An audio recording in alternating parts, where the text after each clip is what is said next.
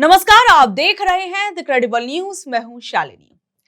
एक तरफ मोदी जी ने सत्ता में रहने का इतिहास बना दिया है, पूरे 8,931 दिन का। अब आप पूछेंगे ये 8,931 दिन का क्या हिसाब है?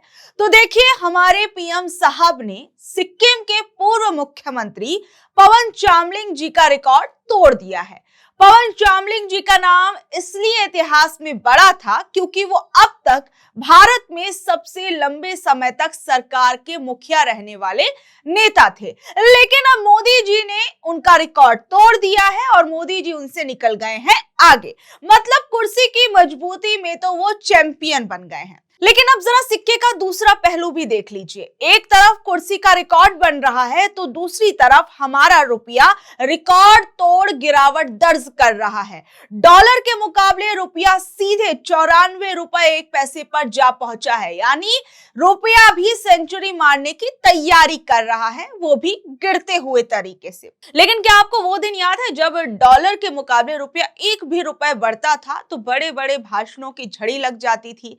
तब ये कहा जाता था कि रुपया गिर रहा है, देश की साख गिर रही है, व्यापारी पिस रहे हैं और दिल्ली की सरकार वो गूंगी बहरी बैठी हुई है। अब देखिए, जब नरेंद्र मोदी जी प्रधानमंत्री नहीं थे तब डॉलर और रुपए पर उनकी समझ मालूम होती है कि वो काफी अच्छी थी। वो मानो ऐसा लगता था, ऐसे ऐसे भाषण देते थे जैसे वो खुद रिजर्व बैंक को सलाह देते रहे हों। रुपया थोड़ा भी गिरता था तो पीएम मोदी का दुख, दर्द, तकलीफ सब साफ निकलकर सामने आती थी। डॉलर को लेकर वो देश ही नहीं, विदेश में भी रहने वाले भारतीयों को किस कदर से बताते थे कि वो परेशान हो रहे हैं, वो दिक्कतों का सामना कर रहे हैं। जरा उन्हें सुनिए। जो लोग विदेशों में जाते हैं उनको तो बराबर जान मालूम है, आपके जेब में लाखों रुपया पड़े हो, लेकिन कहीं एक चाय भी पीनी है तो मिलती है क्या? जब तक डॉलर नहीं होगा चाय नहीं मिलती है। रुपया का डॉलर करना पड़ता है, रुपया का पाउंड करना पड़ता है। करना पड़ता है कि नहीं करना पड़ता है? अरे वो टैक्सी वाला भी कहेगा, यार रुपया मेरे काम का क्या है भाई, ये तो कागज है, मेरे काम का क्या है, तुम डॉलर में लाओ। भारत के करेंसी, उसकी इज्जत बढ़नी चाहिए कि नहीं बढ़नी चाहिए? विश्व भारत की करेंसी को भी उतना ही सम्मान दे, या हम चाहते कि नहीं चाहते? ये रुपये की इज्जत का कमाल है।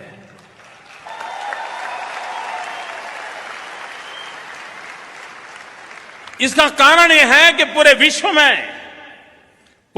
में एक विश्वास पैदा हुआ है। अभी तक बहुत लोगों को पल्ले ही नहीं पड़ा है कि करके क्या आया मोदी। अब आज मैं समझा रहा हूं तो शायद चर्चा शुरू होगी। देखिए, अब हाल ये है कि रुपया डॉलर के मुकाबले अपने सबसे निचले स्तर पर पहुंच गया है, मगर उस पर वही पुरानी तीखी बातें और चिंता कहीं सुनाई नहीं दे रही है। अब गिरते हुए रुपए पर विपक्ष जो है वो सरकार पर निशाना साध रहा है। इस बीच में कांग्रेस नेता पवन खेड़ा, उनका बयान सामने आया है। वो क्या कुछ कह रहे हैं, जरा सुनिए। डॉलर के मुकाबले रुपया लगातार गिरता जा रहा है और रिकॉर्ड स्तर पे पहुंच चुका है। ये 100 के पार भी जो है हो जाए, इस तरीके की भी आशंका है। कैसे देखते हैं इसका? सीधा अंतर्राष्ट्रीय व्यापार जो भारत का है उस पर प्रभाव पड़ेगा, कीमतों पर फर्क पड़ेगा। और जिस तरह से 2014 से पहले नरेंद्र मोदी इसको मुद्दा बनाते थे, आज वो कैसे अपने ही पुराने वीडियो जब देखते होंगे तो उन पर क्या गुजरती होगी, ये सोचकर हमें भी हैरानी होती कि देखते तो होंगे, नहीं तो हम ही दिखा देंगे, वो अलग बात है। आज अर्थव्यवस्था की स्थिति ऐसी है कि सामने दिखाई दे रहा है इन्फ्लेशन बहुत ज्यादा बढ़ने वाली है।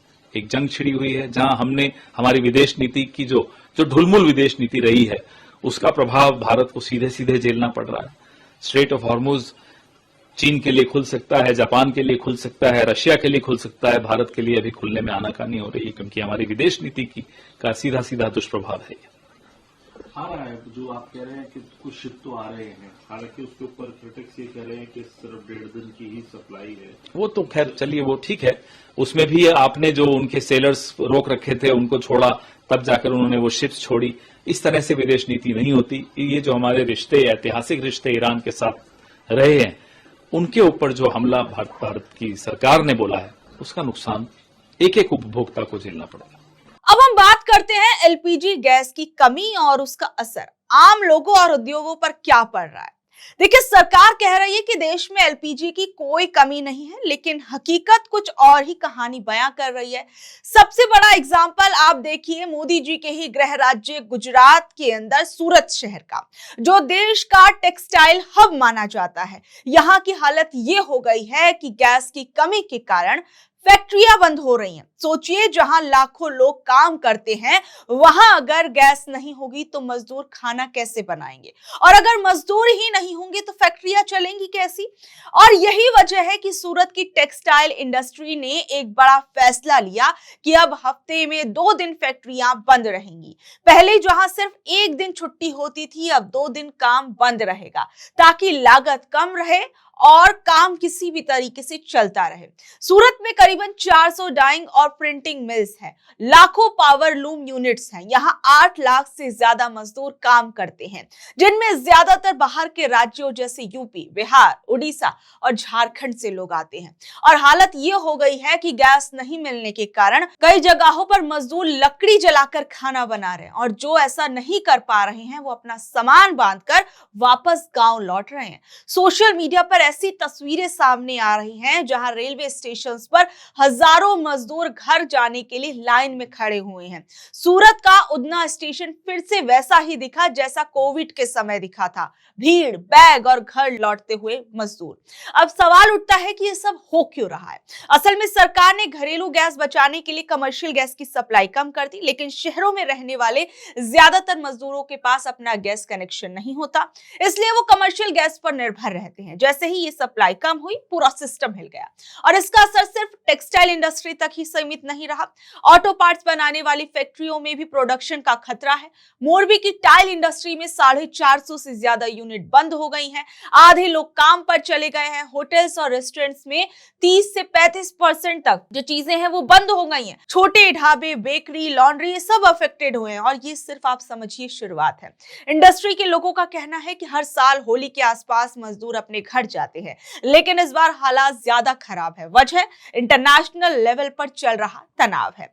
ईरान और आसपास के क्षेत्र में युद्ध जैसी स्थिति के कारण हॉर्मुज प्रभावित हुआ है, जो तेल और गैस सप्लाई का एक बड़ा रास्ता था। जब वहां रुकावट आती है तो उसका असर सीधे भारत तक पहुंचता है। गैस की सप्लाई कम हुई है, कीमतें बढ़ी हैं, और नतीजा मजदूर के लिए खाना बनाना मुश्किल। कई फैक्ट्री मालिक अब मजदूरों को रोकने के लिए उन्हें मुफ्त खाना दे रहे हैं, लेकिन ये भी लंबे समय तक पॉसिबल नहीं है, क्योंकि कुछ जगहों पर मजदूरों की कमी 30 से 40% तक हो गई है। उत्पादन आधा हो गया, और अगर यही कंडीशन रही तो आने वाले समय में समस्या और बड़ी हो सकती है, और इसका सीधा असर आम आदमी तक पहुंच रहा है। पेट्रोल महंगा हो रहा है, ऑनलाइन फूड डिलीवरी महंगी हो रही है, जैसे कि जोमैटो ने अपनी प्लेटफॉर्म फीस बढ़ा दी है, और खाना मंगवाना भी थोड़ा महंगा हो गया है। और अपने आसपास भी आप बहुत चीजों में ऐसा देख रहे होंगे कि कहीं आप किसी रेस्टोरेंट में या किसी जगह पर, ठेले वगैरह पर भी अगर आप खाना खाने जाते होंगे तो वहां पर 10 रुपए में मिलने वाली चीज 15 या 20 रुपए की हो गई है। मतलब कि छोटी सी दिखने वाली समस्या नहीं है। गैस की कमी धीरे धीरे पूरी इकोनॉमी को प्रभावित कर रही है। मजदूर जा रहे हैं, फैक्ट्रियां बंद हो रही हैं, उत्पादन कम हो रहा है, चीजें महंगी हो रही हैं, और इसका बोझ आखिर में आम आदमी पर पड़ रहा है। और अगर जल्द ही गैस सप्लाई ठीक नहीं हुई तो इस संकट और गहरा होता जाएगा। टेक्सटाइल सेक्टर जो सूरत की जान है, उसे भारी नुकसान हो सकता है, और इसका असर पूरे देश की अर्थव्यवस्था पर पड़ेगा। इसलिए ये सिर्फ एक शहर की समस्या नहीं है, ये एक वार्निंग भी है। इन सब चीजों के बीच एक खबर ये भी सामने आई कि अमेरिका की टेक्सास से लिक्विफाइड पेट्रोलियम गैस यानी एलपीजी लेकर एक कार्गो शिप रविवार को मंगलुरु पोर्ट पर पहुंचा। वहीं रूस से एक जहाज क्रूड ऑयल लेकर भारत आया। पिछले 7 दिनों में करीबन 5 जहाज गैस कच्चा तेल लेकर समुद्र के रास्ते भारत पहुंचे हैं। इससे पहले 18 मार्च को क्रूड ऑयल टैंकर जगलाटकी गुजरात के अंदर अडानी पोर्ट्स पर आया था। वहीं दो अन्य एलपीजी कैरियर एमटी शिवालिक और एमटी नंदा देवी करीबन 92,712 मीट्रिक टन गैस लेकर 16 और 17 मार्च को भारत आए थे। हालांकि ये तीनों जहाज हॉर्मुज के रास्ते होकर गुजरे थे। फारस की खाड़ी में अभी भी करीबन 22 भारतीय जहाज फंसे हुए हैं, लेकिन कहा जा रहा है कि वो भी सेफ है। फारस की खाड़ी में मौजूद हॉर्मुज दुनिया के अहम शिपिंग रूट्स में से एक है और यहाँ के हालात जो हैं वो आप हमारी खबरों में सुन ही रहे हैं। वहीं इन सब चीजों के बीच में राहुल गांधी का भी एक पोस्ट सामने आया है। राहुल गांधी ने देश में बढ़ती महंगाई को लेकर सरकार पर निशाना साधा। उन्होंने कहा कि आने वाले समय में महंगाई और बढ़ सकती है, जिसके कारण रुपए की कमजोरी और पेट्रोल डीजल की कीमतें बढ़ती रहेंगी। रुपया डॉलर के मुकाबले अब तक के सबसे निचले स्तर पर पहुंच गया है। राहुल गांधी ने कहा कि ये सिर्फ एक नंबर नहीं है, बल्कि देश की अर्थव्यवस्था के लिए खतरे की घंटी है और कहा कि रुपए के कमजोर होने और ईंधन महंगा होने से 4 बड़े नुकसान होंगे। चीजों को बनाने और उन्हें एक जगह से दूसरी जगह ले जाने का खर्च बढ़ जाएगा। छोटे कारोबार एमएसएमई सबसे ज्यादा मुश्किल में पड़ेंगे। रोजमर्रा की जरूरत की चीजें, दूध, राशन वगैरह महंगा हो जाएगा। विदेशी निवेशक भारत में अपना पैसा निकालने लगेंगे, जिससे शेयर बाजार डगमगा सकता है। राहुल गांधी का कहना है कि बंगाल, तमिलनाडु, केरल और असम में विधानसभा चुनाव खत्म होते ही पेट्रोल, डीजल और गैस की कीमतों में एक बड़ा उछाल देखने को मिल सकता है। यानी अभी इन चुनावों के रहते कहीं ना कहीं राहुल गांधी ने कहने की कोशिश की कि अभी थोड़ी बहुत जो कीमतें हैं इन सब चीजों की उस पर लगाम लगाया गया, लेकिन जैसे ही चुनाव खत्म होंगे और अगर स्थिति 10 जस की तस बनी रहती है ये युद्ध वाली, तो इनकी कीमतों में बड़ा उछाल आ सकता है। तो बहरहाल ये तमाम चीजें, तमाम दावे जो है वो सामने आ रहे हैं, जो खबरें सामने आ रही हैं वो मैं आपको बता रही हूं। अब इन तमाम खबरों पर आप लोगों का क्या कुछ कहना, सोचना है, नीचे दे कमेंट बॉक्स में अपनी राय जरूर बताइएगा और ऐसी अपडेट से जुड़े रहने के लिए देखते रहिए द क्रेडिबल न्यूज। मैं हूं शालिनी, धन्यवाद।